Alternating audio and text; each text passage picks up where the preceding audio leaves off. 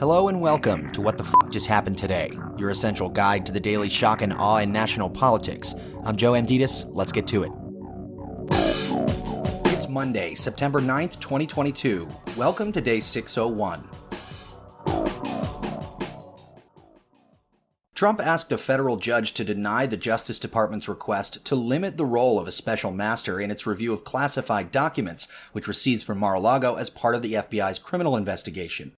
Last week, federal prosecutors, citing the risk of irreparable harm to national security, requested that District Judge Eileen Cannon stay the portion of her ruling that blocks the government from reviewing roughly 100 documents with classification markings that were taken during the August 8th FBI raid of Mar-a-Lago.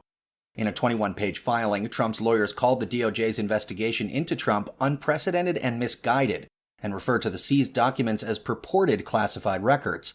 They also claim that the government has not proven that the materials marked classified are actually still classified. Instead, they argued, Trump might actually have the right to keep the materials in his possession. Meanwhile, the DOJ issued about 40 subpoenas seeking information about Trump and his associates related to the 2020 election and the January 6th attack. According to one subpoena, the department requested information about any members of the executive and legislative branches who may have taken part in planning or executing the rally, or tried to obstruct, influence, impede, or delay the certification of the presidential election results. The department also seized the phones of two top Trump advisors, Boris Epshteyn and Mike Roman. At least 20 subpoenas sent out were seeking information about several attorneys involved in the fake elector scheme, including Rudy Giuliani and John Eastman. Last week, Stephen Miller, Trump's White House political director, and more than a dozen other people received subpoenas from a federal grand jury seeking information related to the Save America PAC and the alleged fake electors plot. Moving on, child poverty in the United States fell by 59% from 1993 to 2019, with the number of children protected by the social safety net tripling from 2 million in 1993 to 6.5 million in 2019. More than 1 in 4 children in the United States in 1993 lived in families below the federal government's poverty threshold. Today, that number is roughly 1 in 10. The decline of child poverty coincides with the expansion of social safety net programs, specifically the Earned Income Tax Credit and the Child Tax Credit. The Earned Income Credit alone reduced child poverty by 22%.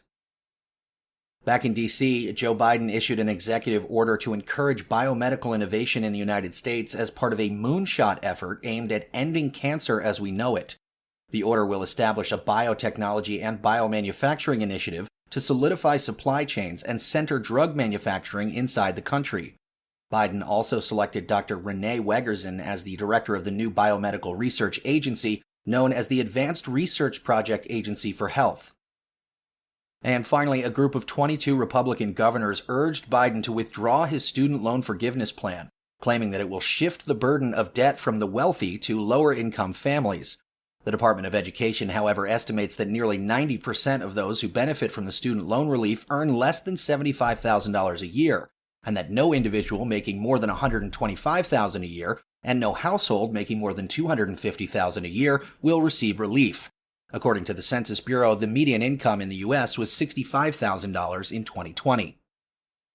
And in the polls, the Associated Press says 12% of Americans believe the U.S. healthcare system is handled extremely or very well. 56% said healthcare in the U.S. is not handled well at all, while 32% said it was handled somewhat well. Axios says 33% of Americans say they prefer strong, unelected leaders to weak ones. 38% agree that the government should act in the interests of the majority even if it conflicts with ethnic and religious minority groups' civil rights. And IBD and TIPP say 49% of Americans approve of Biden's job performance, the highest ranking he's received since April. Among young adults, 51% support Biden's handling of the presidency following the Inflation Reduction Act and his decision to forgive up to $20,000 in student loans. In August, 40% said they approved of Biden's job performance. That's all for now. You can find the links and sources for all of these stories on the main website. And as always, visit whatthefjusthappenedtoday.com for the latest news and headlines. Until next time, I'm Joe Amditis.